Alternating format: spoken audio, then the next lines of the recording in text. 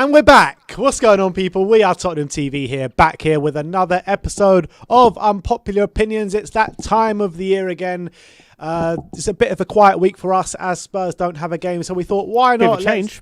Exactly. Why not? Let's get you all involved and let's. Oh, you can hear us now, or you can't hear us? Some people saying no sound, and some people saying it's okay. Can you hear us? Just let us know in the comment section below. Very strange. Is there no sound, or is there sound? Is there sound? Can you hear us?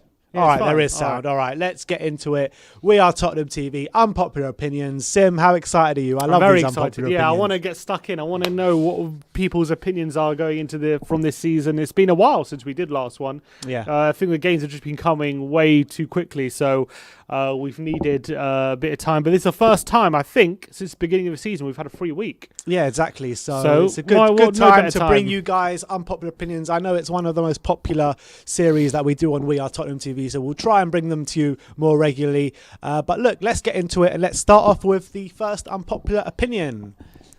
All right, this is from, who is that? Pearson 10 Jan. But he says, Spurs fans will never love Jose the way they used to love Poch, just because of the biased and bad media narrative on Jose.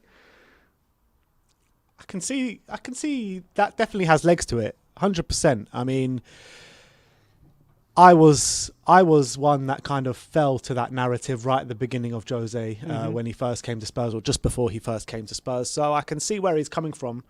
I think if Jose does go on to kind of win some silverware for us, go on and get a few title challenges, go get to a Champions League final, stuff like that, I think we will start to love him up there. Of course. So yeah, I'm obviously a big fan of Jose, and I think he's doing a good job at Spurs. And I think there's a weird thing in the media about him. I think Simon Jordan talks about it a lot, about this media agenda against Jose, doesn't he? And I think he has a point, because whenever Jose does something, or he always, his perception is clouded and everyone's judgment on him. If Spurs ever are sitting back in a game, it's because Jose told them to sit back. You know what I mean? Yeah. It's always this preconception. Like, Spurs are never allowed to just play poorly. It's always because Jose told them to do this. You know what I mean? Spurs can never be off colour. So I think there's definitely something to do with that.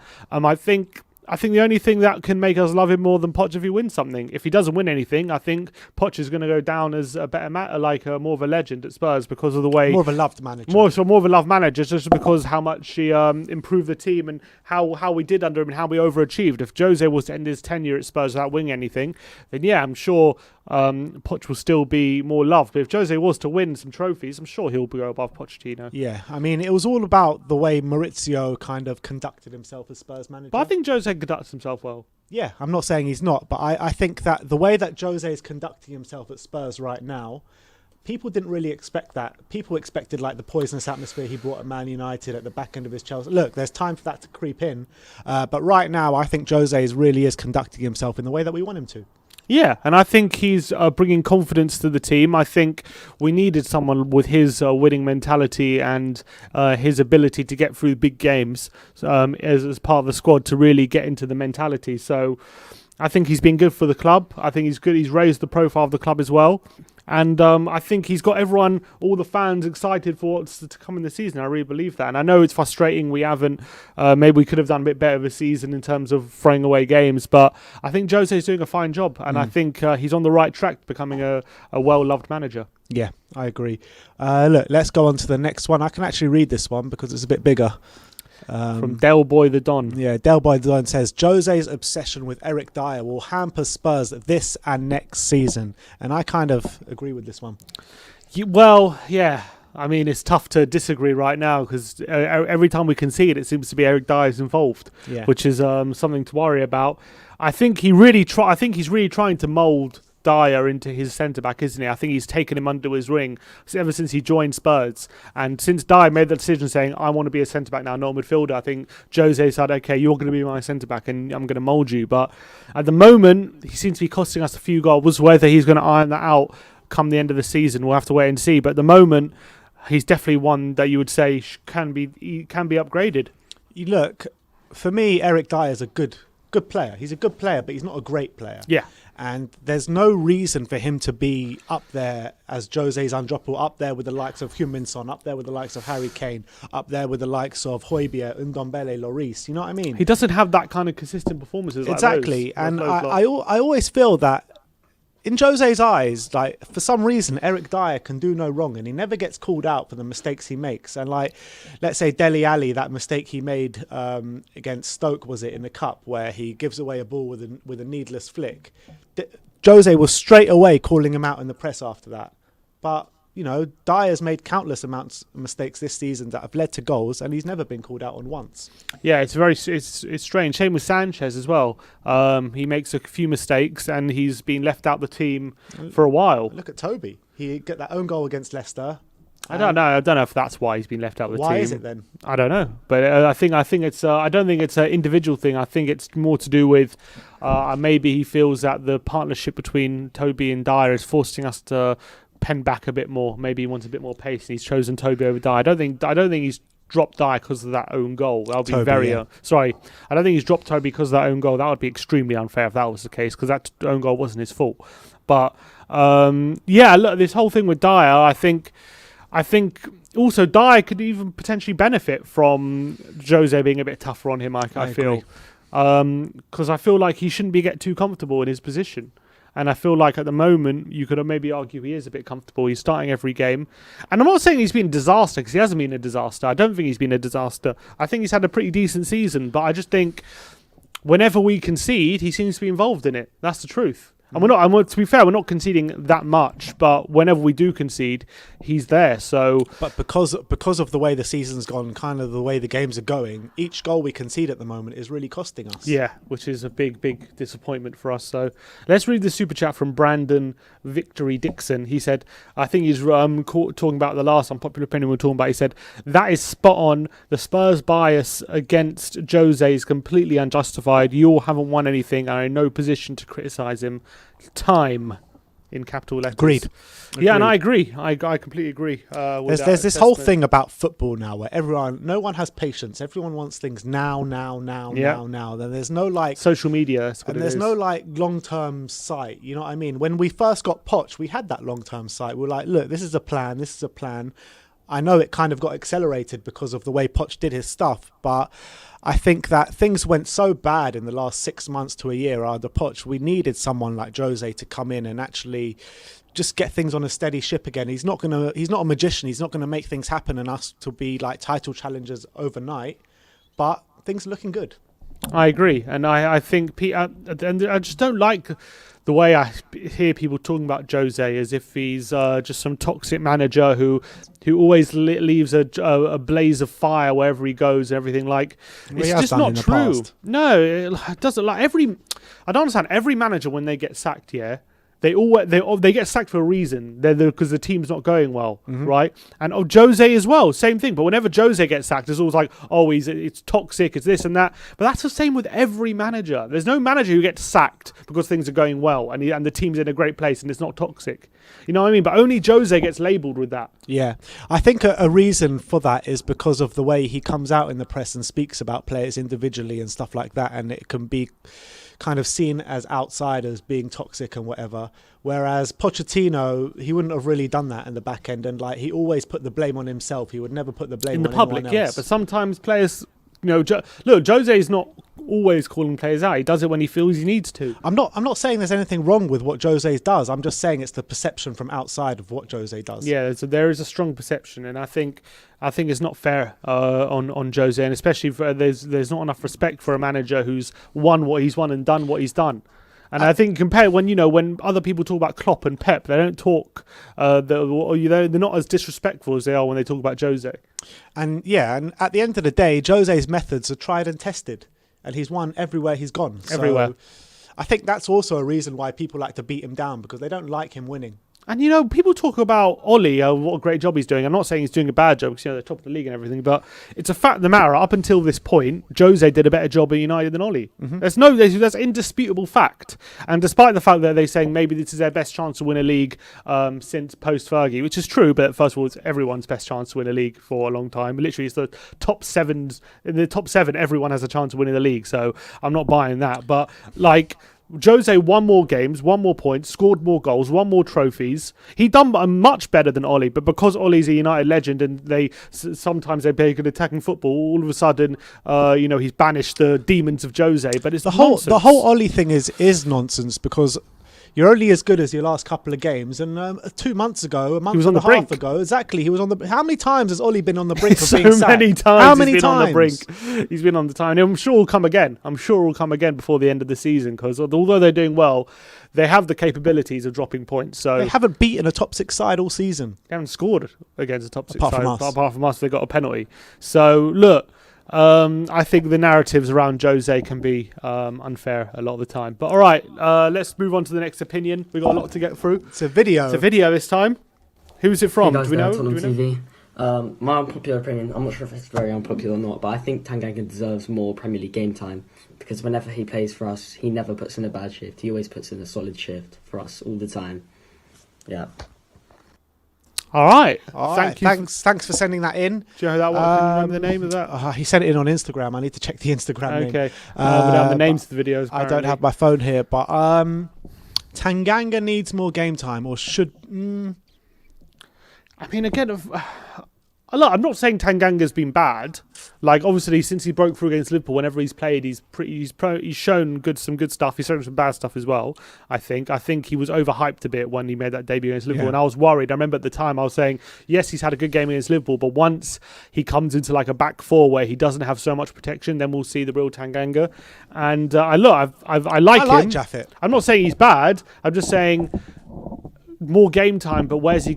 I guess you can put him centre back or right back. But Aurier's playing well. Is he really better than our centre back options at the moment? I don't know. I don't know if it's warranted. At the moment. People in the comments are saying that he should be at least above Doherty in the pecking order for right back. I don't know. I've never been that impressed with him at right back. There was that one performance against Norwich in the cup, wasn't it? There was Middlesbrough. Middlesbrough in the cup. Yeah, he played really well. He played well there, but I just haven't seen enough quality in the fight, in possession. Have you seen any quality from Matt Doherty? No, I've seen average quality from Doherty, in all honesty. But I haven't seen much from Doherty either. So, is it worth persisting with a youngster like Tanganga, which we know has potential, to mould him into that kind of position, or do you persist with an average Matt Doherty? I think you just, for the time being, you go with Doherty and hope he improves. I think that's the way to go. I know Tanganga. Look, Jose's cool. He sees him every day in training, but from what I've seen, I think Doherty's obviously a more natural right back than Tanganga, in my opinion. And I think at the moment, I can understand why Tanganga's not getting much game time because I don't see where we fit him in. Even though you could argue our defence could be upgrading, but when we talk about upgrading, we're talking about a real world-class defender coming in to improve on these players. We're not talking about a youngster to come in and improve it. And if that centre-back comes in, let's say a Skriniar or Milenkovic, someone of that ilk, he moves even further down the pecking order. Yeah. So he's a youngster. Do you think it's worth sending him out on loan? Yeah. That might be the option. I think he needs some regular game time till we see what he's really about. I know he's been done okay when he's got game time, but me personally, I haven't been wowed. I think he's been good and decent, but I don't think he's been exceptional. He's got really good attributes. Yeah. He's got really good attributes. He's still a youngster. He's a kid at the end of the day, and we all want him to do well. Of course. Of course. But to get him starting every game week in, week out is not the way to go. No. It's not the way to go. We need him to go out on loan, potentially start week in, week out for maybe a lesser Premier League side or a high Championship side, and see how he goes. See how he progresses. Exactly. All right. Next popular opinion. JF_88 says, if we get Sabitzer to play with Tongi and Hojbjerg, we win the league next season. Ooh, I don't know if it's so clear cut that we'll win the league next season, but we'll definitely have a better chance. I mean, I still think even with playing a 4-3-3 with those three in the middle, I still think we need a centre back. Yeah.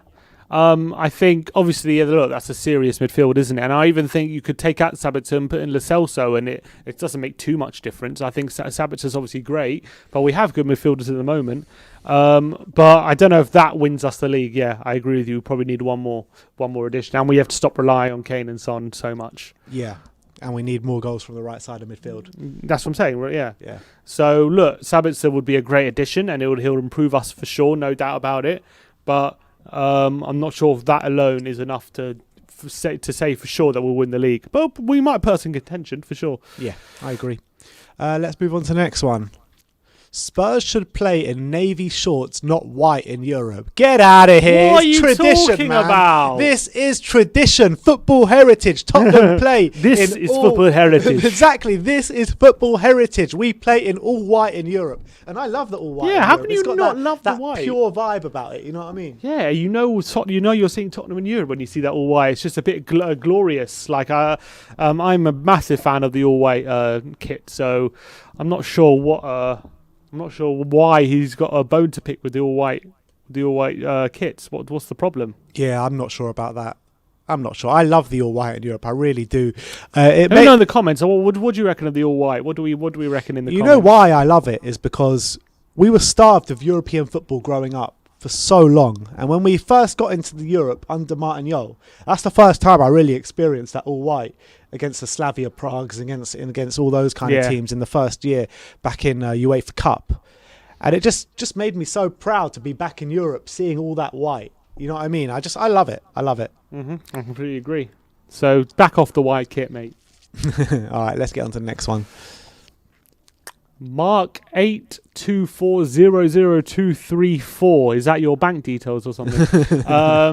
Bale is one of Spurs' best signing and also the worst. 200k to sit on the bench, needs game time to prove himself. I mean, we did a tier list before the season where we put him in stay away, but we were also going to put him in must sign. Yeah, it was both. It was kind of a bit of both. I can understand him now. Yeah, I get him. He's the best signing and the worst. I guess he's been good because I think he's given everyone a bit of a lift and a boost at the beginning of the season when things weren't going too well. But yeah, 200 grand a week to sit on the bench isn't the perfect situation. I really am hoping he can make a bit of an influence in the second half of the season. I don't even expect him to be a regular starter and just make him and start killing. I'm not expecting him just to start killing it. Yeah, man, just to help contribute to the team. Just come in a few games. I'm not expecting him to start every game or star every game, but like come off the bench and make a difference when we need a goal and stuff like that. Like he did against Brighton. Yeah, exactly. If he does that, then that's fine. That's all we need him for. But at the moment, he's not getting any sort of game time on the pitch, so that's a bit of a worry. When he does, he's not impacting really. Yeah, so we want more from him, but I'm willing to be patient and give him a bit of time, and I think I'm confident we'll see some quality from him before the season's out. All right, let's go on to the next one. I think this is Lily White Lane. Lily White Lane, I believe. Yes, lads and ladies, I am Robbie from the Lily White Lane YouTube channel, and I am here live on We Are Tottenham TV, their unpopular opinion show, to give my unpopular opinion, and that is that Pierre-Emile Hojbjerg should transition into a centre-back. Right, now let me explain. I think he's fantastic as a central defensive midfielder, don't get me wrong. But you imagine the likes of him and Alderweireld as our two centre-halves. That's unstoppable. No one's breaking through that two centre-back partnership. So I honestly believe Hojbjerg should transition into a centre-back. Plus, it also gives players such as Harry Winks more game time in midfield. I think he'd be fantastic for squad rotation and our whole team. And playing him as a centre-half, putting in those tackles, you imagine him at the back with Toby Alderweireld. That's unstoppable. Nevertheless, thank you for having me on. We'll see you later. Come on, you Spurs. Come on, you Spurs. Come on. I mean, look, if it gets Winks more game time, then Simeon is well on this one. I'm on board. I like the way you think. Nah, but look, if the game was played on the floor and only on the floor, and like there was no overhead heights or stuff like that, yeah, five-a-side, then maybe he's got a case. But in terms of up in the air. All they need to do is do lofted through balls and kind of play it in the air, and they'll get through our defence. The reality is we need his bite in the centre of midfield, don't we? I think him and centre back. I'm sure he could do a job there, like say Henderson has done a job there for Liverpool. I'm sure he'll be good covering, but I wouldn't want that long term. I think it'll be found out. It'll be too easy to bully those two. And as much as I love Hojbjerg and his defensive ability, I think centre back. Yes, we need him in centre mid. We need him. We've been crying out for a CDM for so long, and suddenly we got a good one, and he wants to shift him back into centre back. yeah. Let's just keep him where he is, I think. But a decent idea, but I don't think one for the long term. Got a gold member, Alan Clark. So welcome, Alan Clark to gold. Alan. Let's go on to the next one. This is from Bernie_8, and he says sell Sanchez and Sissoko, buy Skriniar and Sabitzer. Oh, very unpopular. I mean, that's a no-brainer, isn't it? That's probably the most popular opinion you could probably hold. Yeah, literally. I'm not sure. Some people just don't get what unpopular opinion means. That's a popular opinion, mate. That's something that everyone wants to happen. Yeah. Unpopular is something that you probably think most people disagree with, but an opinion you hold. So sell Sanchez and Sissoko and buy. I think even Mourinho agrees with that, let alone anyone else. So I'm not sure that's an unpopular opinion. All right. Camera's gone off.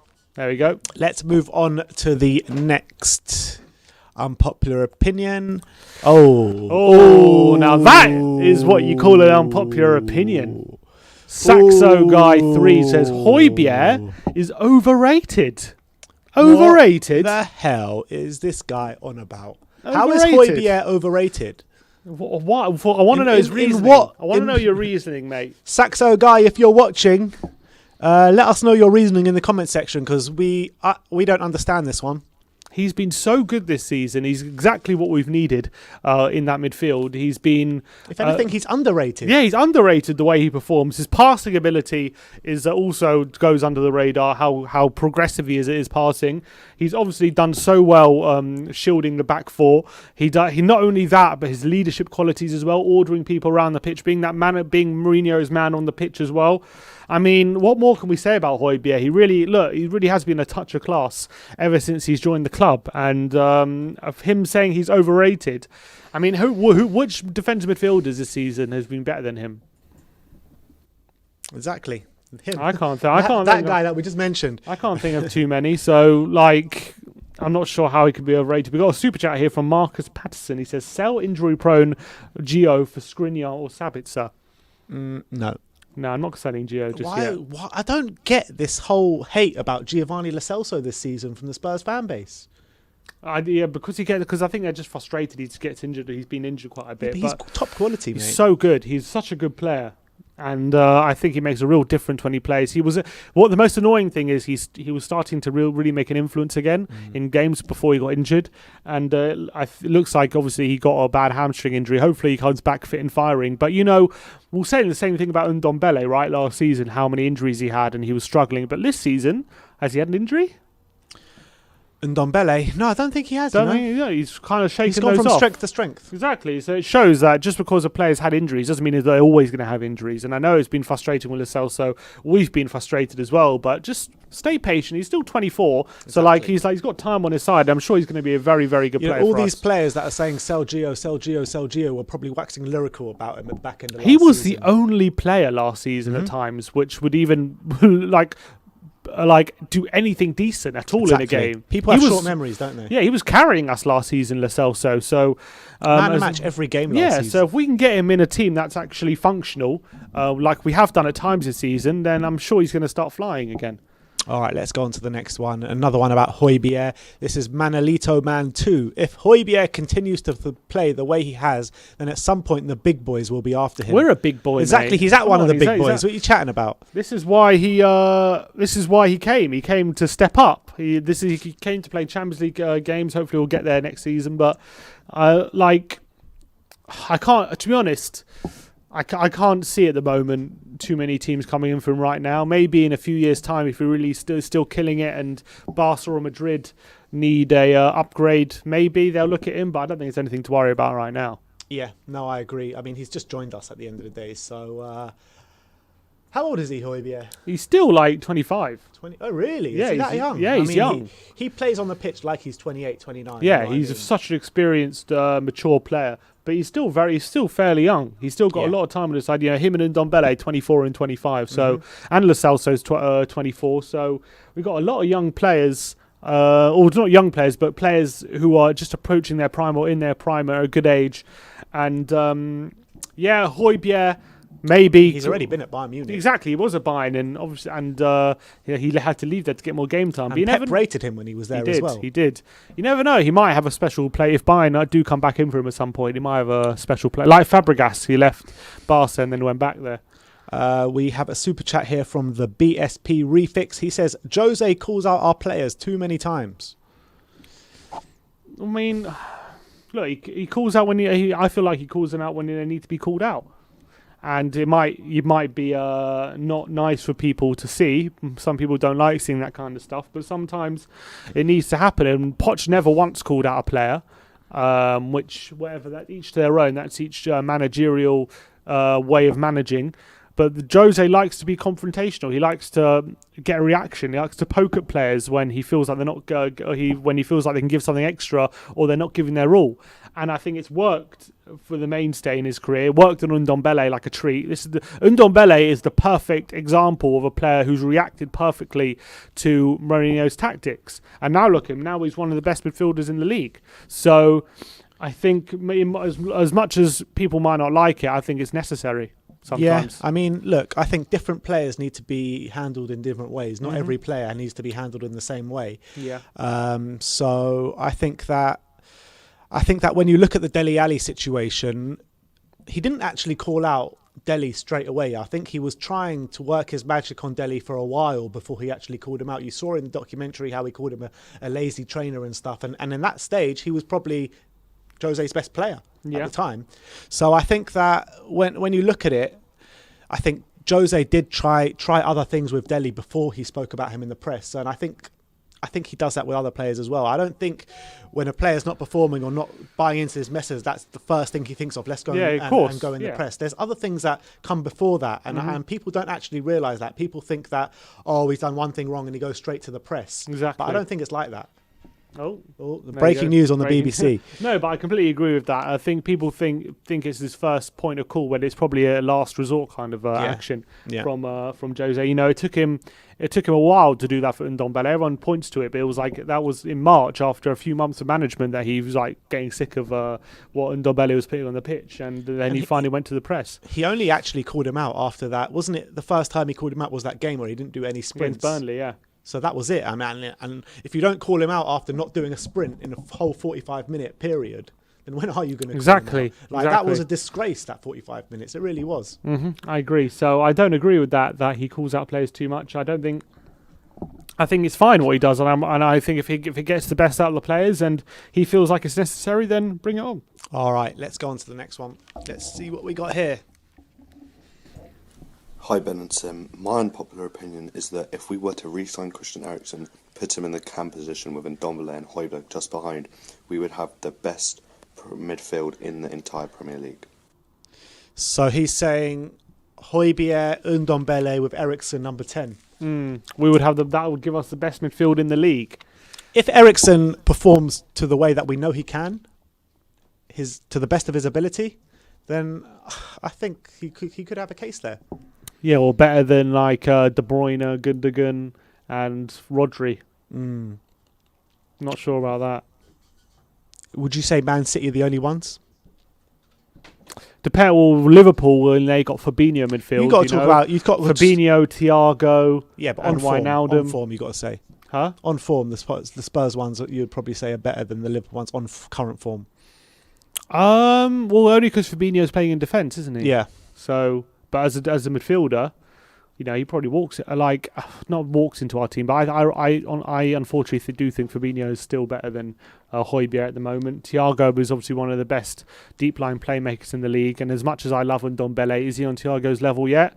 I'm sure he might get there, but at the moment I would still put Thiago ahead of him. Then you got Wijnaldum, who I rate highly. You got Henderson, who's a leader. I don't know if it puts us. Look, I don't think it puts us in the best. I don't, unfortunately. I think Definitely it puts us up there, though. Yeah, I'm sure it does. And Eriksen, if he's on form, then it definitely puts us up there. And especially if Ndombele can keep improving, then yeah, Ndombele probably does sit amongst the best midfielders in the league. But at the moment, I think it's jumping the gun to say that would be the best. All right. There you go. Let's move on to the next one from Jasper Kona. And he says, Dele's bad attitude is bad for the changing room. Sell him regardless of Lo Celso's injury. Dele's bad attitude is bad for the changing room. Look, I don't know that. I have to be inside the dressing room to make a judgment on that. I don't know if he has a bad attitude. I don't know. He seems to get on well with everyone. Obviously, he's got very good friends. And what he's in the documentary, he said he wouldn't call them friends; he would call them his family. Mm-hmm. Or did he say that? Yeah, something like that. Obviously, we know his relationship with Eric Dier is very strong. I doubt that he's a poisonous character in the dressing room, but him being at odds with Jose, could that provide a bit of a toxic atmosphere potentially? If it is providing toxic, then yeah, it is better to move him on. But it's not for me to say whether it is. You know what I mean? All these fans coming out saying, oh, Dele's toxic, he's bad for the changing room and blah, blah, blah, talking about things that they have no clue about whatsoever. Mm-hmm. You know, it really annoys me because, like, people act like they're literally flies in the wall in the dressing room and they know exactly what's going on. They know what Jose's telling Dele. They know what Dele's doing in the dressing room. And it's all nonsense. You know what I mean? Mm-hmm. It's complete nonsense. Nobody knows what goes on behind closed doors. And only Jose and only the squad will know what goes on behind closed doors. And that is why you got to trust Jose in everything he does. And I don't think it, to be honest, you say it's like toxic, it's bad for the change room, but like I haven't seen any evidence of that at all. At all. Like when you look at the players, do they not seem to be playing for Jose? Does everyone seems to be buying into Jose and the way he plays? And I on the pitch as well, I'm not seeing anything to suggest that players either aren't behind Jose or are being affected by the Dele Alli situation. I'm seeing nothing to suggest that. And just because we've dropped a few points from a few games doesn't mean that Dele and his relationship with Jose is to blame for that. So I'm not seeing any evidence of that. We have had just a super chat from Wolf Mauler. Here's a celebrity roast for you. Sim, I'm going to call myself Sim because I don't like Simmy. Sim is the Hermione Granger of We Are Tottenham TV. All in good fun. Come on, you Spurs. What does that? Hermione Granger. I know she's from Harry Potter, but what does that actually mean? I'm a know-it-all, I guess. Oh, you're a know-it-all. I get something like that. Huh? Nerd, exactly. I'm the nerd of We Are Tottenham TV. Yeah, I think you got it spot on, Wolf. Absolutely. And I'm the good-looking one as well, I think. That's what I'm going to go for. But all right. All right, let's move on. J0. It's 00110011. We should sell. What song is that from? It's Alt J. Alt J. What's it called? Yeah, In Cold Blood. In Cold Blood. Do you reckon that's the reference to that? I think so, yeah. Let us know if you're watching, Jay, if that is a reference to Alt J. But we should sell Son during the peak of his value this summer. He hasn't. Before it drops and reinvest it in other positions we need. I don't know if you've cut out a bit of the tweaks. I remember when I was putting this together, it said, because it was talking about Eriksen. It said just like we missed out with Eriksen the money. Right. We missed out we didn't sell Eriksen the peak of his value. And we end up costing us. We should do the same with Son. Difference is, I think we're getting Son signed a new contract, and Eriksen didn't. So, look, bullshit. No, bullshit. No. Peak of his value. Sell him at the peak of his value, mate. We've got the whole of the South Korea sporting Spurs right now. You don't think that's valuable? Come on. Yeah, Come on. And he's also saying so we can invest that money in other positions we need. But if we get rid of Son, we need to get another left winger. Who are we getting who's better than Son? Exactly. We're not getting anyone who's better than Son. So that is it's a shocking take. Even if we get 100 million for him or whatever, it doesn't seem like a smart thing to do. Even though yes, we let Eriksen run down his contract, and that obviously wasn't a good situation. But I don't think we're any fear of that with the Son situation. And yeah, I mean, we have to keep Sonny. We have to keep him. He's one of our best attackers, if not our best one, and he's such a good value to the team. Everyone loves him. He gets on well with everyone. He's great from a marketing perspective. There's no downside to keeping Son. I just can't see it. Agreed. So, no. One of the best left wingers in world football right now. There's no way we're selling him. him. There's no way if we do sell him, we're getting anyone close to his level. Yeah. Not straight away anyway. Maybe you bring in a young player that can potentially in 5 years be close to that and level. Also, can I ask as well about when talking about the Eriksen thing? We didn't sell him right at his peak valuation, and obviously that cost us because we let him run down his contract, and obviously we got him. We sold him for cheap. But do you think that represents maybe a change in Levy? Because back in the day, Levy used to sell Berbatov, he sold Keane, he sold a lot of our top players at the peak of their valuation to get the money in. And people used to hammer him about that. Oh, why are you selling? He just sells our best players, just wants the money, just always selling our best player. Club now, though. Yeah, I know, but do you not think people criticise Spurs and Levy for not getting the most valuation out of Eriksen? But do you not think people would have hammered Levy if he sold Eriksen when he was at his best, at his peak valuation? 100%. Of course, they would have hammered him. So 100%. So it's not Levy's fault that he kept Eriksen because he wanted to keep him and he's one of our best players, and then he ended up being the situation we were in. Yes, but it's also like you have to if he doesn't sign that contract, you can't really have players going into their last 2 years of their contract or year and a half of their contract. Yeah, but we tried to sell him, didn't we? Yeah, that's the thing. So there's no argument really about it because we tried to sell him. We couldn't sell him. I'm saying we tried to sell him when he was going into his last year. Yeah, I know. But if in the year building up to that, if they would have sold him, they'll be like, oh, why don't you just offer him a new contract? That's what I'm saying. He But- would have got hammered for it. But he didn't want to sign that contract. We didn't know that at the time. We were hopeful. Only really after the Champions League final we got that. We're like, okay, he's not signing. Yeah. But I think if we sold him with 2 years left on his contract after a great season he just had, everyone would have hammered Levy for that. Yeah. So I feel I can have empathy for Levy in those kind of scenarios. But anyway. All right, let's move on. I think it's another video. Alright, here's an unpopular opinion. Should Lo Celso, when he's fit, play with Ndombele and Hojbjerg in the midfield? Is that an opinion or a question? It sounds like a question, not an opinion. He did say, here's my unpopular opinion, then asked a question. But yes, I think they should. I think we have to find a way to get them all in the same team. The only way we've done it is having Lo Celso on the right-hand side against Leicester and then Ndombele in the centre. And it didn't quite work, but I think the best way is to try and fit them both in, and I think we can. I think both Ndombele and Lo Celso are both now hard-working enough that we can have sufficient protection for the back four and control of the midfield. So I think Jose has to find a way to get them both in. I mean, Jose did say a month or two ago that they can play together. Their fitness just needs to improve. And Ndombele's there now. Exactly. Ndombele seems to be there now. We just need to get Lo Celso back from injury and start improving his fitness again. Agreed. And then I'm sure that will have some legs to it for sure. Because I think they can complement each other for sure. Ndombele Definitely. and Lo Celso. And they can even take it in turns. If Lo Celso goes forward, Ndombele can drop back in, and vice versa. It'll be hard for teams to read. Yeah, I think it could add an extra element to our team that makes us a lot harder to play. So I definitely look forward to that potential in the future. But for the time being, obviously Lo Celso's injured, so it's not we can't do that. But the sooner that happens, the better for me. And they both can contribute defensively as well. Yeah, that's what I'm saying. Yeah, exactly. So look, let's move on to the next one. And you guys are not going to like this one. Not going to like this one at all. This is from Tottenham 0889. We won't win anything this season. Of course we're going to win something this season. We got Trophy Jose. Yeah, Come on, man. We're definitely going to... I mean... maybe I say Famous definitely. last words. Maybe it's going to be clear. But I'm so confident we are going to win at least a trophy this season. And with Jose at the helm, I think we're still in every... There's not one competition we're out of yet. So all our options are still open. Europa League's a strong shout. We win the Carabao Cup final. We can.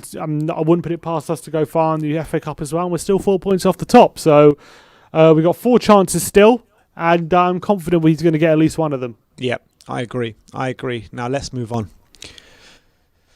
Ooh. Limousine. He says, wouldn't make financial sense, but signing Wilfried Zaha would turn us from contenders into favourites. You know how much I love Zaha. Yeah, but I still don't think that's true. I think Zaha would definitely add a lot to our attack. Yeah, but he doesn't make us into favourites for the league. No, he doesn't make us into favourites. No. We signed a top centre-back and a top centre midfielder. I think that makes us into favourites to win the league, even without Zaha. I agree with that. But I think if we do sign... Maybe not favourites, but if we sign Zaha, I think we're probably undisputed best front three in the league, I think. I really believe that if we were to sign Zaha, I can't think of many teams. Maybe obviously Liverpool's front three's there, but I think that would be so dangerous. Zaha added to that front three, but we're never going to sign him because he's going to cost too much money, and it's a place we're not desperate for because we've got players there, so it's never going to happen. And but yeah, I'd love that signing to happen. All right, let's move on to the next one. Another video. Hi guys, my unpopular opinion is that just like under Pochettino, Moussa Sissoko remains an integral cog in Mourinho's Spurs engine. Come on, you Spurs. Come on. Moussa Sissoko, an integral cog in both the systems, Poch and Jose Mourinho. And yeah. Well, a peak Pochettino he wasn't, was he? Well, yeah, I mean, from when he got better kind of thing. Yeah. Yeah, he started improving from that night in the Bernabeu, didn't he? But I would say he's been pretty crucial so far to Jose, how Jose wants to play. But I always feel like with Sissoko, he's a bit of a stopgap. He's just filling in until we get someone better. Yeah, and I feel like despite his qualities, and obviously he's got good qualities and he's got big limitations as well, which we all know about. But I feel like he's always been a stopgap. In for a position where we know we need to improve, and he provides good work ethic, he provides good energy, and he provides good he covers a lot of ground, but he's always a player that can definitely be improved on. And he's always a player, I feel like if we've got no one performing to the ability that they should be, we just put Sissoko there and he just covers it because he works hard. I think that obviously his technical ability is found wanting a lot of times. So I don't think that you're ever going to win a league with Moussa Sissoko playing week in, week out in the middle of the park. I think you need someone with a bit more ability than that. Just saying, oh, you can work hard and get through the game. Yeah, you can get through some games, but you're not going to get through every game like that. Yeah, he's just he's a very good squad player, and he's very good at filling in positions and stuff. But yeah, I think as one of your most important players, I don't think you should want Moussa Sissoko in that kind of role. Yeah, although I love Moussa Sissoko and I really rate him as a player, but I just don't think you can win a league with Moussa Sissoko there week in, week out. Yeah. Let's move on. Mr. Akif 13. Dele is going to stay. I actually think he is going to stay this season. You think he's going to stay? No, I think he'll stay beyond January. Yeah. Why do you think the PSG deal will fall through? Yeah, I just don't think we're going to sell him without getting a replacement in, and I just can't see us getting a replacement in this January because you look at the Christian Eriksen situation. We need to get rid of a foreign player if we're going to bring him in. Dele Alli is not a foreign player, so I just can't see Dele going this January. I just can't see it happening. Yeah, I think there's going to have to be too many things to go to change for the Dele Alli deal to go through. Unless he starts pushing real hard, and then we'll have to see. If it does turn a bit toxic, then it is better to get rid. But at the moment, apparently, according to the sources, Romano was saying he still has a lot of respect for the manager and a lot of respect for the club as well. And although he is pushing for the move, I'm not sure we'll see. I'm not sure how bad it will be if he does stay. And hopefully, I'm just hopeful he can get back to his best, and hopefully he can start regaining the trust of the manager. But at the moment, it's not happening for him. But if he does stay, I'm hopeful that he can have a big part to play. All right, next one. D. Scholze. Oh, is that It's that's Dan Scholze, yeah. Dan Scholze. Yeah, he says Alfie Devine will be a first team regular next season. What, 17? I mean, I'd absolutely love that to be true, but I just can't see it, to be fair. No, I don't think he's going to be a first team regular mean, next season. I mean, he's not even like a regular for the under 23s. You know what I mean? He's back down to earth. He does where He's back playing for the belongs. under 18, so I mean, the guy has a big ceiling. The guy's got a big future ahead of him, but next season's a bit too soon to say he's going to be a first team regular, in my opinion. Yeah, I think it's a bit too soon for him. All right. All right, Jasper 966936650. He says, all right, deep breath. He says, I'm starting to like 3 at the back. If we had a defence with Toby in the middle, Roden on the right, and a new centre-back, that would be strong. Also, like how it pushes Reggie up, also brings the best out of Ndombele in the number 8 position. I like the 3 at the back in terms of it. I feel like it gives us more width. I feel like it gets Definitely true. I feel like we get the fullbacks a lot more involved, which is really good. And also, we don't take away too much from the forward line. Despite the fact you're taking away a midfielder, you have a lot more width, so a lot more options out wide. You still have Son and Bergwijn as those inside forwards as well, so a lot more trouble. And there's obviously Kane, Hojbjerg and Ndombele still there, kind of forming a 3 in a way, with Kane kind of in this false 9 position. So I do like it. I think it's a formation we could definitely utilise a bit more. Definitely, and especially against teams who played 3 at the back like Sheffield United did. I think we matched them pretty well, and they gave us a lot more control. We'll have to wait and see how we play against teams who set up with 4 at the back and how it performs against those kind of teams. But I think whenever we've seen it this season, I don't think it's been bad. You know, with Chelsea in the cup as well, we played that, didn't we? Yeah. We played quite well in that game. Wolves away, iffy. It was average display, in all honesty, but we had fair bit of control in that game. So I'd like to see us play that a bit more. Yeah, I agree. I like the way it was used against Chelsea and against in the last games against Sheffield United. So I would like to see it. I think it really unleashed Ndombele as number 8, and I felt that it really unleashed our fullbacks as well, because I thought Reguilon really thrived in that formation. Yeah, also means the back, there's not as much pressure on those 2 midfielders to protect the back line, because there's 3 centre backs there now, and you've got the 2 wing backs who will come back and help out. And also it means like we're struggling at the moment picking between Wings and Sissoko, but it kind of takes the option away. It kind of just means we don't pick that. We just have Hojbjerg and Ndombele, and then we have those players getting the balls into the attacking position and the fullback positions very quickly, and especially in transitions and on the counter, I think it can work very well. And where do you fit Giovanni in? Yeah, that's the thing. Obviously, Giovanni, I think, could easily play in that kind of formation. He's not going to be so far out wide because he's got help from the fullback who adds the width, so he could play on that. He can tuck inside on maybe in that Bergwijn spot, so he definitely challenge for that position. So, yeah, look, I think it's a position that we could definitely play more. Yeah, I agree. I just want to say that we've got 573 people watching today, 154 likes. Go and scroll down, smash that like, smash that subscribe button while we get into the next unpopular opinions. Who we got here? Hello, my name is Arvind, and my unpopular opinion is Dier is an average centre back. If you want to challenge for the title and take our team to the next level, you need to sign players like Upamecano, Skriniar, or someone of higher quality who can do something more than what Dier is doing to take out the defensive fragilities in our team, and that's my opinion.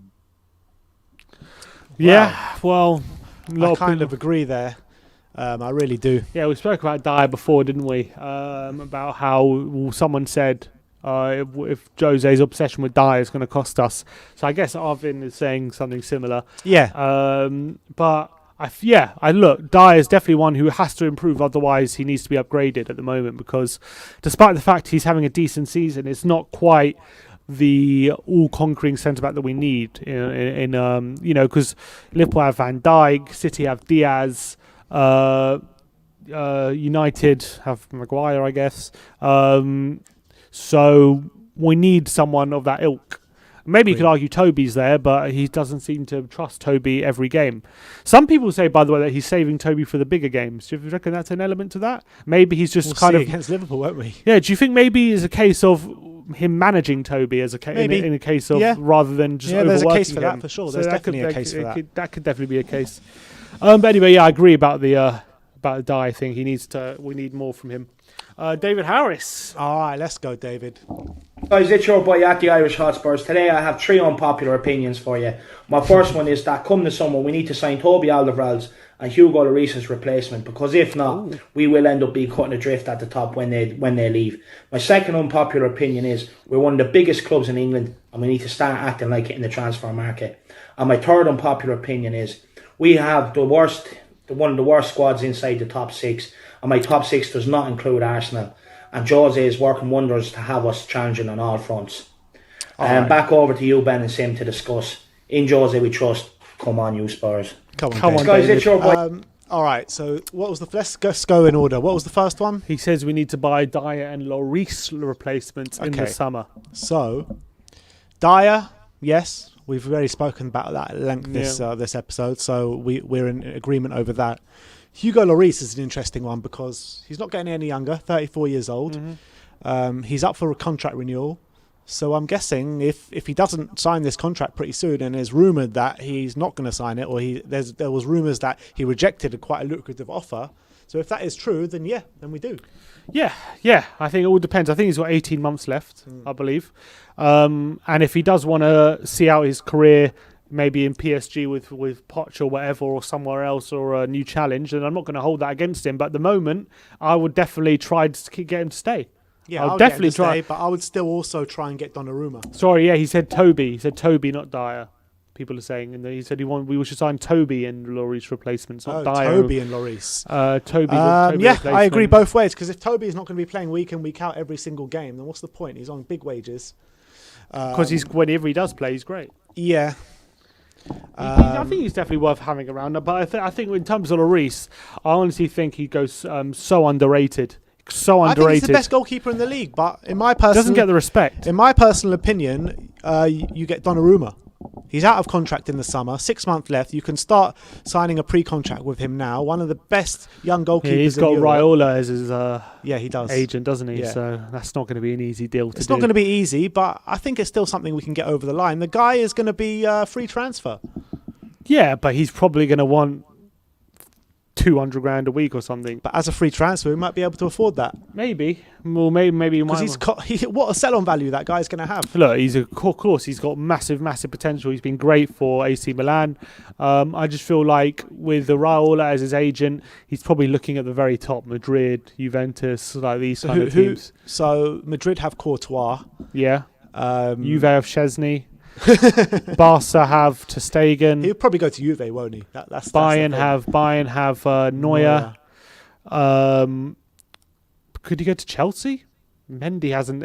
After a good start, he hasn't really pulled up any trees, has he, Mendy? Yeah, I think Frank Lampard will keep going for Mendy. He just signed it for big money, didn't he? I know, but I haven't been that just impressed after with him. signing Kepa for big money. I know, as well. I haven't been that impressed with Mendy. Honestly, he had a good start, but I haven't been that impressed with him. City have Edison, Liverpool have Alisson.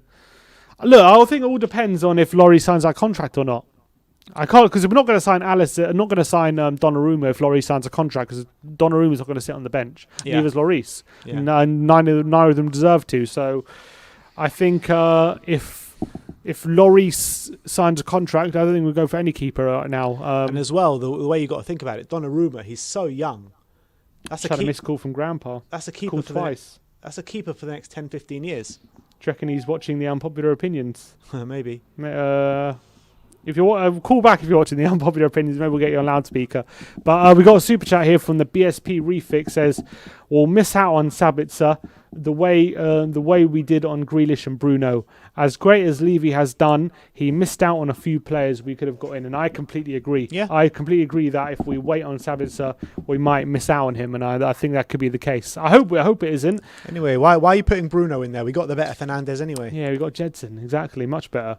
But we definitely missed the boat on Grealish, which was one we waited too long, and for sure we were regretting that right now, and I fear the same could be happening with Sabitzer.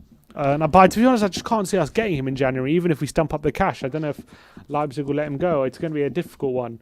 I don't think he's desperate to leave right now, but I just think in the summer he will be available. But are we going to be first in the queue? We'll have to remain to be seen. But I hope we can get over the line because I think he could be a real gem. Yeah, agreed. He's got exactly the profile we need. Let's move on. MXYB. He says Jose's play style isn't even negative, and I agree. It's the perception that's negative. Look, when you look at the facts, we've created second most to City chances in the league. You don't create all those chances by being negative. I know.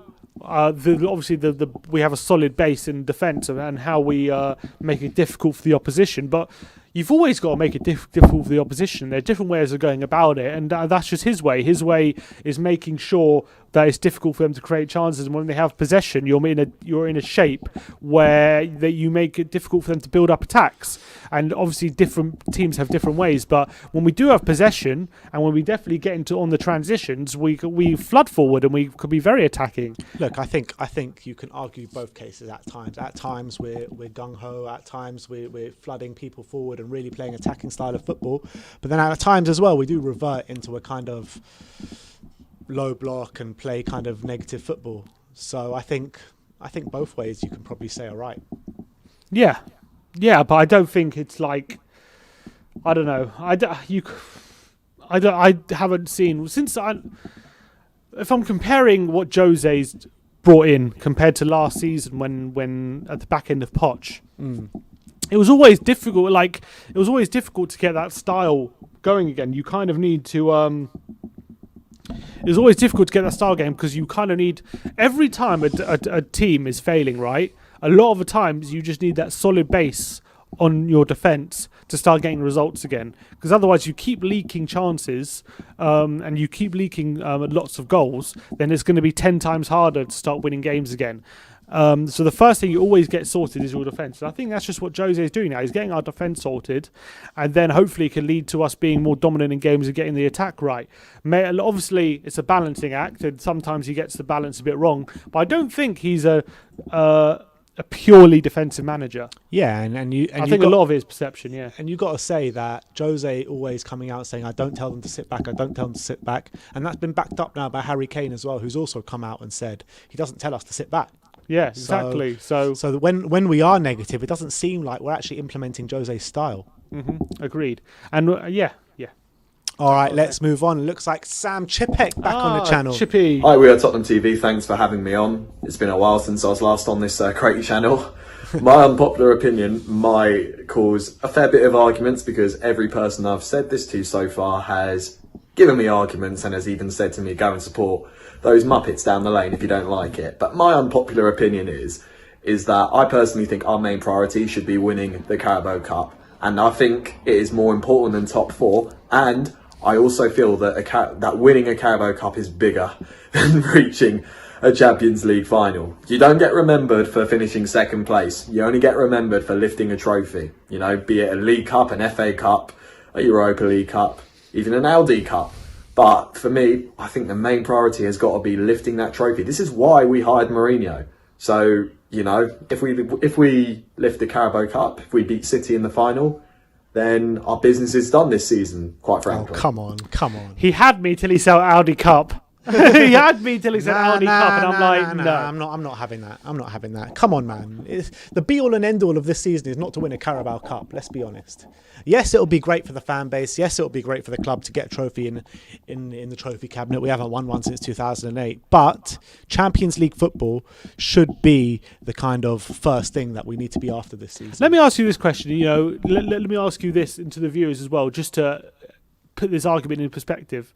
You know, you only get remembered for winning a trophy and all that. Who was a better manager? Who will be better remembered? Harry Redknapp or Juan de Ramos? Well, we all know the answer to that. And Pochettino or Juan de Ramos? Exactly. Ramos won the trophy, but Redknapp and Pochettino are always going to be... Pochettino or George Graham? There you go. It's obvious. It's obvious who's going to be remembered as the better manager. So just because you won a trophy doesn't mean you're going to be remembered fondly. You got to think about the last two managers to win us a trophy, and this trophy is the one that we're in the final now, the Carabao Cup, League Cup final. George Graham, Juan de Ramos. They're both remembered as awful Tottenham managers, both of them. And they were the only two out of our last, 10 managers that have won us trophies. So, I mean, that says it all, to be honest. And as much as we all want trophies, of course we do. We're desperate. We're both as desperate as anyone to get a trophy in the trophy cabinet. I think it's important we don't sacrifice. Like Spurs don't sacrifice what you need to be a consistently big club, which are consistently challenging high up the table, getting Champions League football, and becoming an attractive proposition to for players to join. It's not going to help us winning a League Cup when in the summer we finished 8th and we're trying to buy top players. We're like, oh, we did win a League Cup. They're like, well, yeah, well, do you have Champions League football? We're like, no, but we won the Carabao. And they're like, well, I'm going to go to the team that won Champions League. We're playing Champions League football. Like, are you sure you don't want to come to the Carabao Cup winners? We got the prestige of Carabao Cup. It's like, no one cares. And Ndombele said, how many times did he say that he came to Spurs and that he saw the attractive proposition Spurs because they were in Champions League final? He said that himself. Yeah. I think getting to a Champions League final is much more recognisable than winning a Carabao Cup. Do you think players coming to England remember Birmingham winning the Carabao Cup in 2011?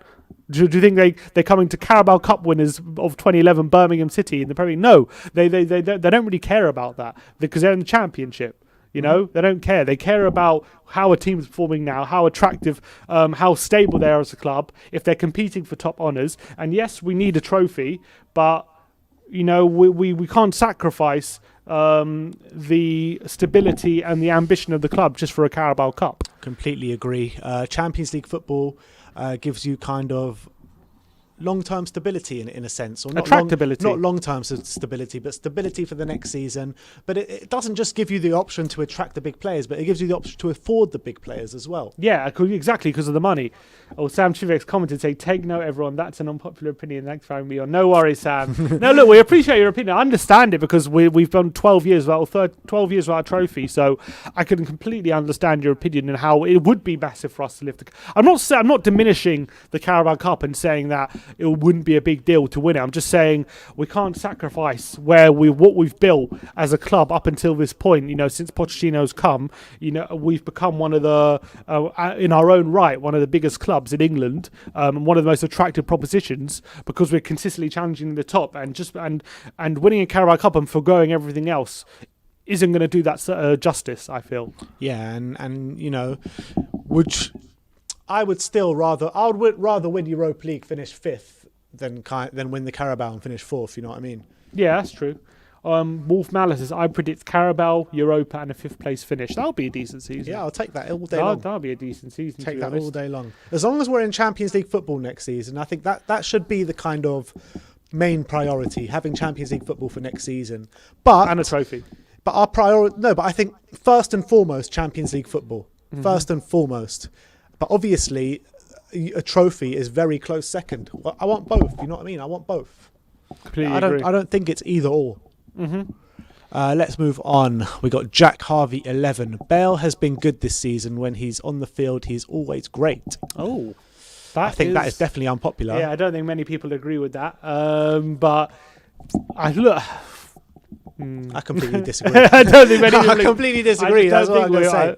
I think he's shown flashes. I think his contributions on the pitch, I don't think he's done much, but I think he's done a few things. Like, you know, had a free kick into Antwerp, which was good. He got the winner against Brighton, scored a couple in Europa, one for a penalty, didn't he? But at the end of the day, this is Gareth Bale we're talking about. We need to be seeing a lot more for what he's got to offer. So I don't think he's shown anywhere near what he can offer. Yeah, and like the first few games he came in, I remember you and a few other people were being like, oh, he looks sharp, he's looking sharp. Yeah, because he went past Ogbonna, didn't he? Because I think people were just trying to cling on to it so much, because everyone just wants Bale to do so well. So any sort of flash, I'll be like, oh, he looks sharp now. He's looking good, Gareth Bale. Yeah, but unfortunately, it never lasts, does it?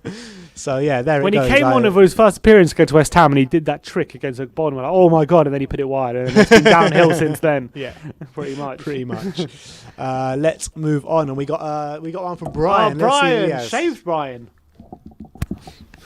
Good morning or afternoon, Ben and Simeon, and everyone at We Are Tottenham TV. Wish I could make the show today, but working. You have made the show. So, my unpopular opinion is that if Darren Anderton had not been as injury jinxed as he was, he would have been one of the best right wingers in the world. Ooh. Hope you enjoy the discussion, guys. Come on, you Spurs. Old Signo himself. Huh? Old Signo himself. Exactly. Become one of the best right. I think he was a very good right winger in his day. He was. Obviously didn't play enough because of his injuries. He was always in the injury room with the physios. I would say that in terms of quality, he was definitely up there. Don't know about right wingers in the world, but definitely in Premier League history. I think if he didn't have such bad injury problems, I would put him up there with the kind of one of the best right wingers in English football. But you got to compare him to players like David Beckham, Cristiano Ronaldo, players like that. I don't know about best in world football. He probably would have been up there in terms of Premier League, like one of the top right wingers. I agree with that because I think he had serious ability on his in his right peg. He had how many times he saw him scoring long ranges, and his crossing ability was fantastic. I think his technique was second to none. Yeah, his crossing ability could have been compared to David Beckham's. I do believe that. If he kept off the injury tail, unfortunately, injuries ruined him. Do you remember? Was it '98? Was he starting in the World Cup for England? I'm not sure if he was scored starting. He scored against Colombia, didn't he? Yeah, I'm not sure if he was starting every single game because we had Beckham. He was definitely in contention for starting. Yeah, but we had Becks on the right. I'm pretty sure he started either on the left or he was starting. I'm pretty sure Darren Anderton was starting at that World Cup. I think he started 1 or 2 games, but I don't think he was a starter, if you know what I mean. But I'm saying I think that Colombia game was the first one of that World Cup, and I think he started that game. So Maybe. I don't know if he got injured or something, but I'm pretty sure he started the World Cup as a starter. But anyway, look, I agree that Anderton had a bit of unfulfilled potential. I think we can both agree on that. That's for sure. And actually, he blames a lot of his injuries on the medical staff at Tottenham. He said they kept misdiagnosing him and all this kind of stuff, and he actually has a really big bone to pick with the Tottenham. They're still there, staff. These medical players. I hope not. Let's hope not. But yeah, Shaggy has the John Cooper show. Let's put in the comments. Exactly. He said Anderton was one of our best ever passers. Yeah, agreed. Yeah. All right, let's move Better on to than this Modric? next one. And I'm not reading this out, and I'm not reading his name out because I just don't want to. I completely disagree with this, and I hate this opinion. I hate this opinion. I refuse to read that out, so no one can clip it and whatever. This is the most ridiculous opinion I've ever heard in my life since starting this unpopular opinion show. This is the worst one I've seen. How can you be a Spurs fan and hold that opinion? I don't understand it. I tell you what he's like. He's like one of those guys who would find who'd meet the guy who his girlfriend's been cheating on with, and he would just like shake his hand kind of thing, like, you're doing, mate, you okay? Like, be pleasant with him. I'm like, nah, you can do one, mate. Yeah. I don't know about what that opinion's all about. This See You Next Tuesday is the biggest prick in football ever. Ever.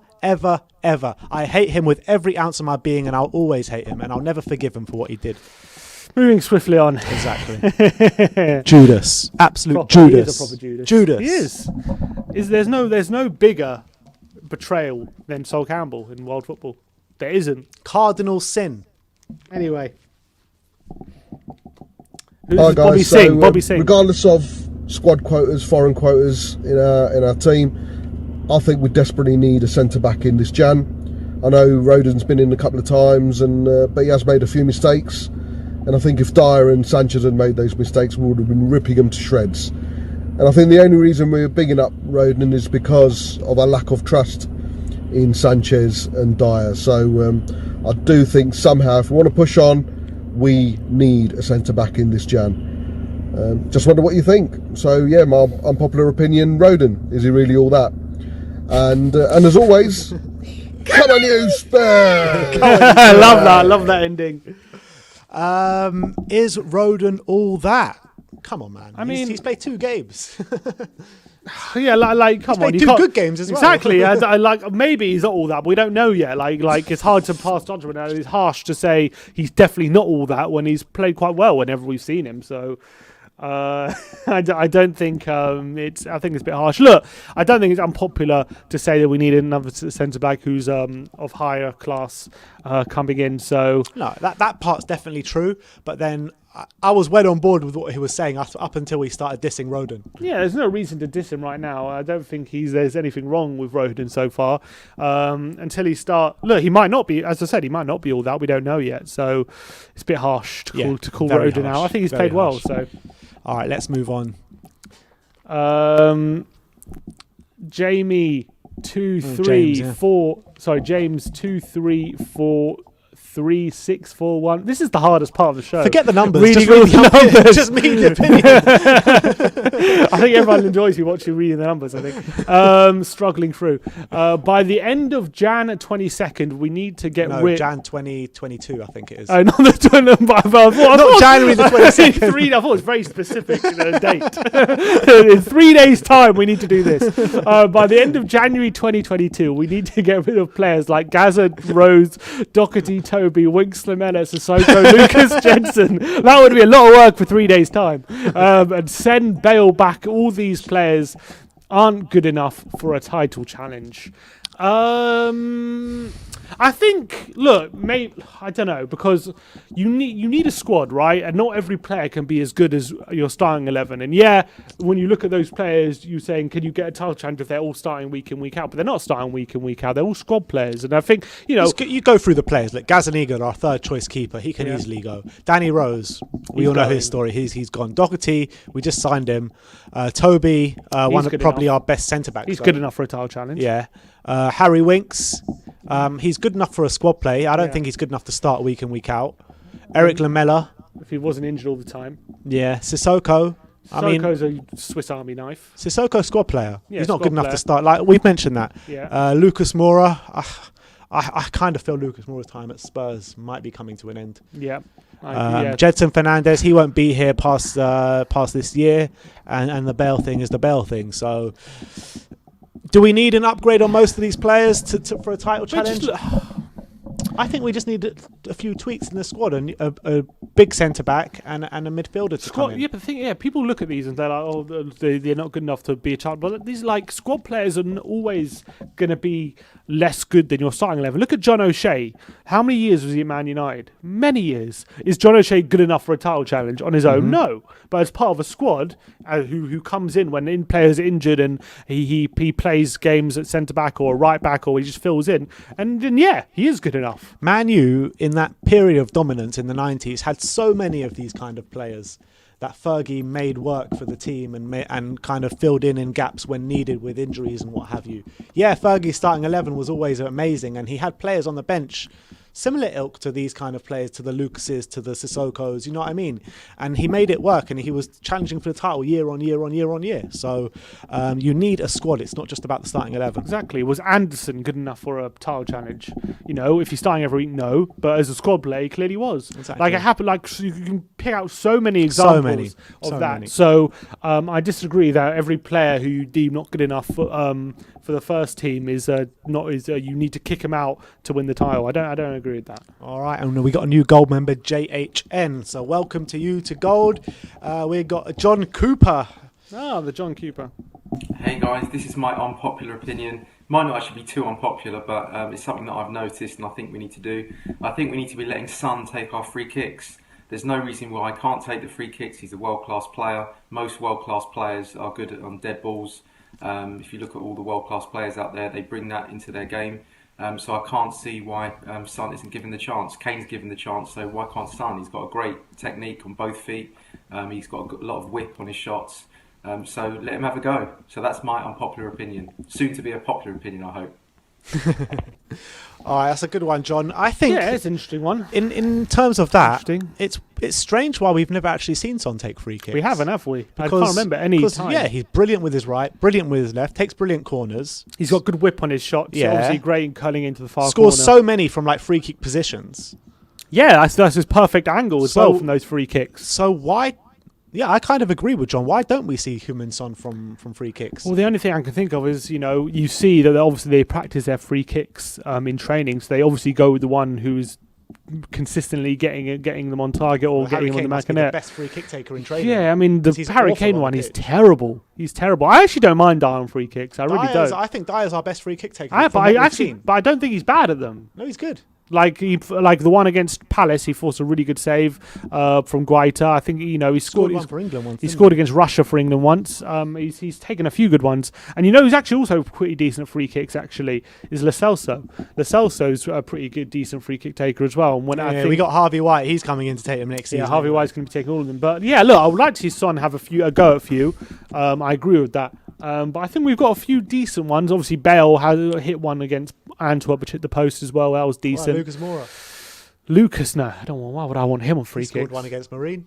Oh yeah, he did score one against Marine, but that was terrible. The keeper. We got a super chat here from Mintule.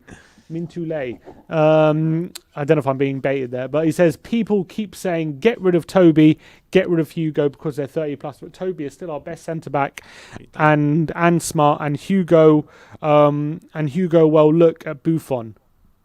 I think he's saying Buffon is playing up to his 40s, and maybe Hugo can as well. Maybe. Yeah, I mean, he's changed his game where he doesn't rush out anymore, so that's probably given him a few miles on the clock. Yeah, I think Hugo's actually improved since Jose's come in. Cree Evangelo says Jedson is better than Winks. 100%. No.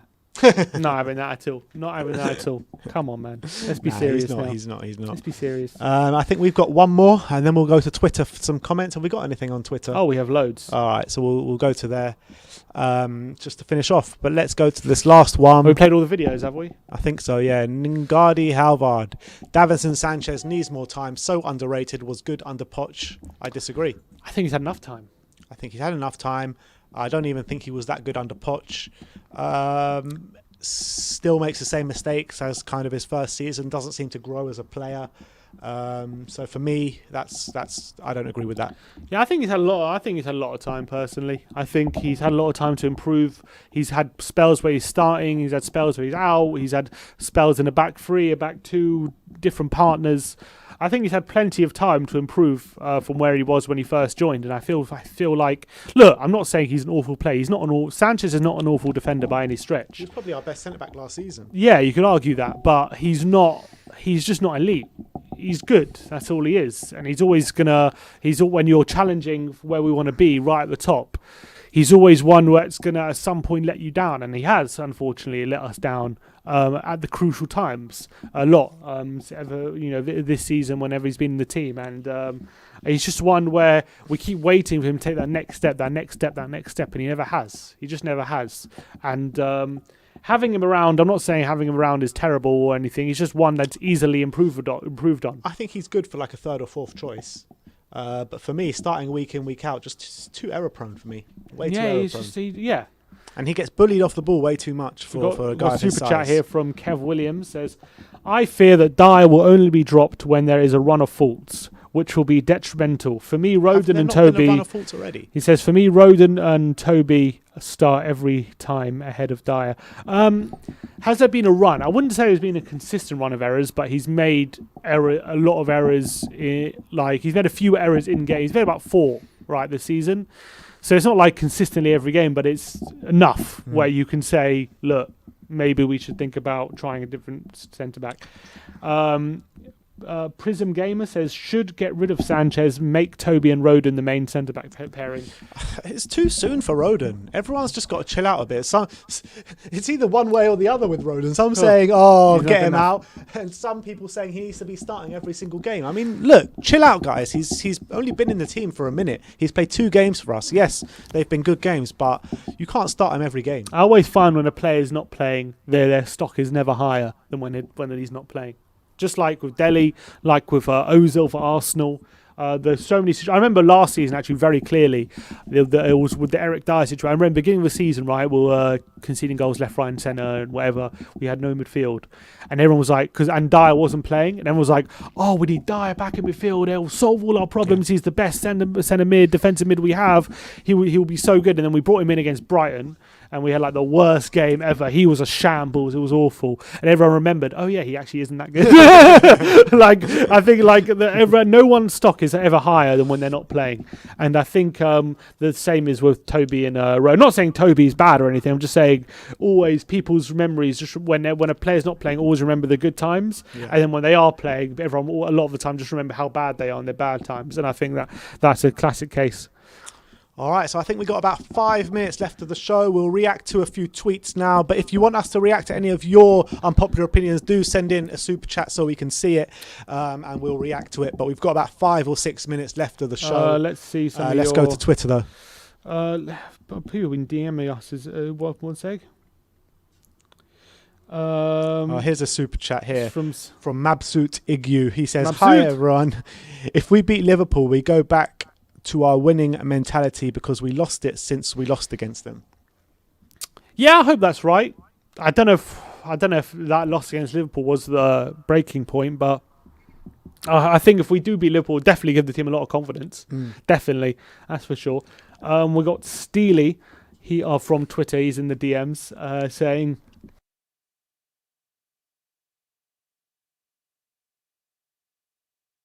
fans will still want more, even if it's our first major trophy in 13 years. I mean, isn't that just human nature? How much is enough? More.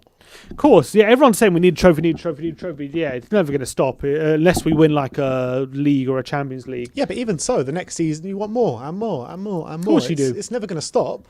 Yeah, but I'm saying a Carabao Cup would never satisfy our fan base. Agree. That's what I keep saying. That's why I keep saying Champions League is more important than winning a Carabao Cup. It's more important than winning an FA Cup. Unpopular opinion here from Cal. He says, unpopular opinion, Harry Winks is lower league standard, and a declining Scott Parker is better than prime Harry Winks. Sorry, say that again.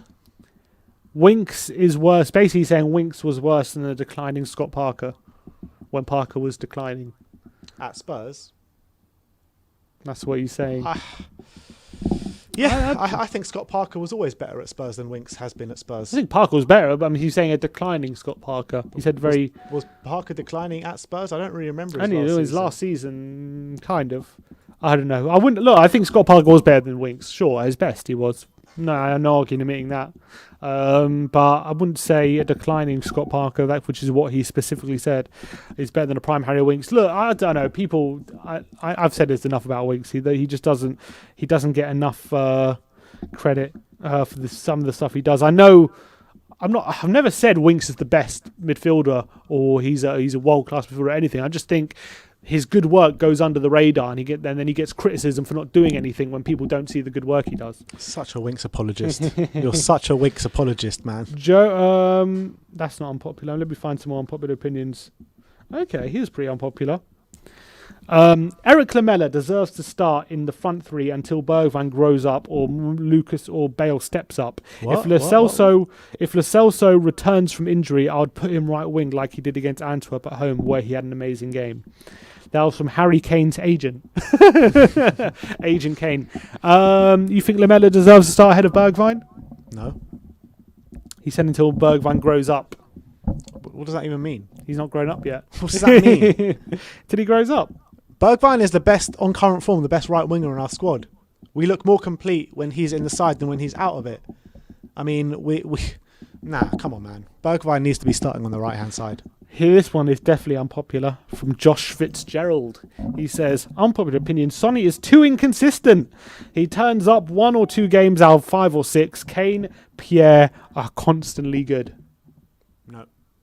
Son is constantly good as well. Even just because he doesn't score or get an assist, or even he did get an assist, but even when he doesn't score in a game, some people will be like, oh, he didn't play well. But he always does a good job for the team. Always. He's always non-stop running, always defending from the front, running back to defend. I mean, the pure energy this guy gives to the team, goals or no goals, assists or no assists, he always is good. Always. I agree. And I think he's also the only player in our team pretty much who offers who offers a threat in behind, running, and he makes so many runs past the defence. And it's hard, obviously, when he's not. Sometimes when he's not being fouled, to keep. You can only run so much, so it's hard to keep up that energy running in behind and stretching the defence. Had to shout at him. Yeah, apart from the one time. But like, yeah, I think it's not fair on him to say he's not consistent. Marcelo has one.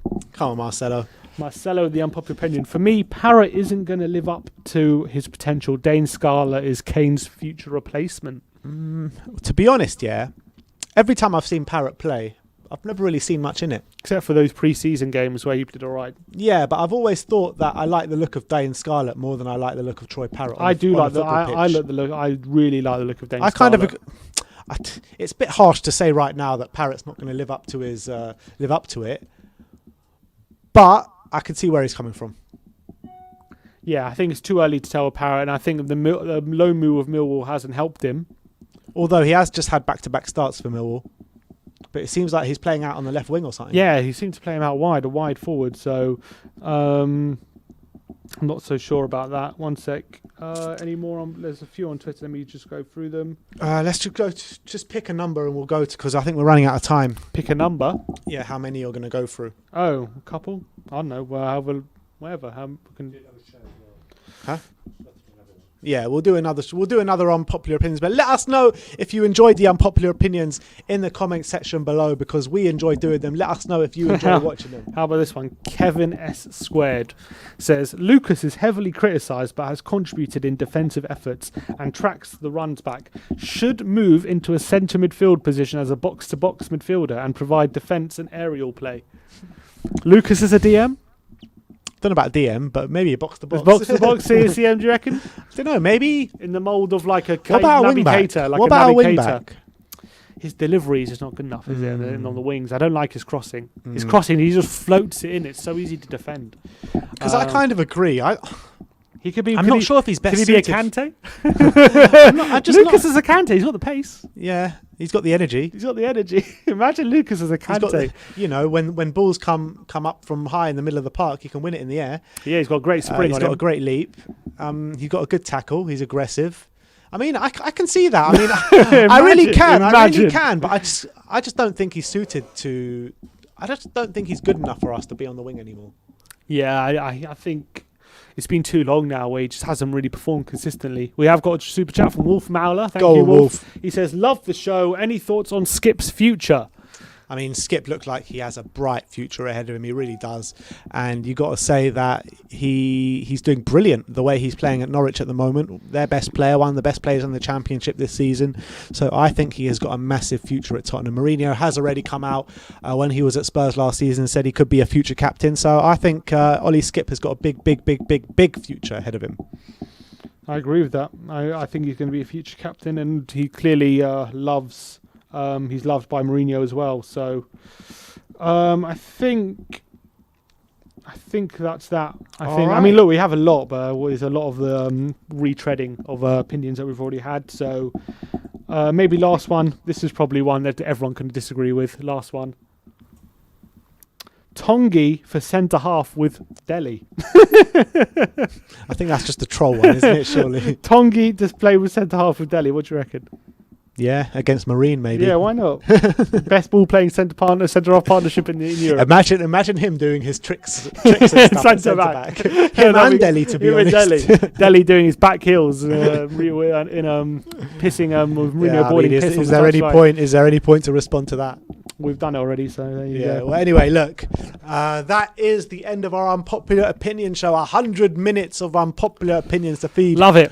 All your unpopular opinion needs. I mean, we're going to do another one of it. I think we should make this a weekly, regular occurrence, because I think everyone seems to love unpopular opinions. We love unpopular opinions. Yeah, I mean, it gets very busy with 2-3 games a week, but we'll fit them in as and when we can and try and make them more of a regular show for you guys. But look, that is the end of it this week. If you didn't get on the show this week, please do keep trying when we advertise them on social media, as we'll try and get you on next time. So I'd like to say thank you for everyone for joining us today. Thank you everyone for contributing today. Like, subscribe and comment. And as always, come on you Spurs.